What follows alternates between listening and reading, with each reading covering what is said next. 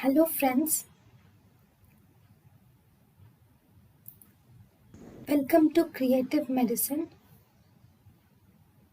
In this lecture, we will learn about Blood alcohol concentration and terminology. Less than 10 milligrams of alcohol consumption, he is called sober. 10 to 80 milligrams of alcohol consumed by drinking.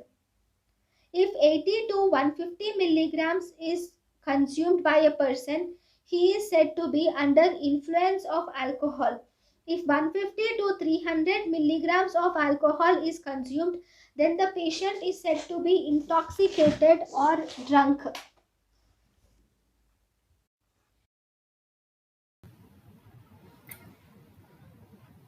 thank you and thank you for watching.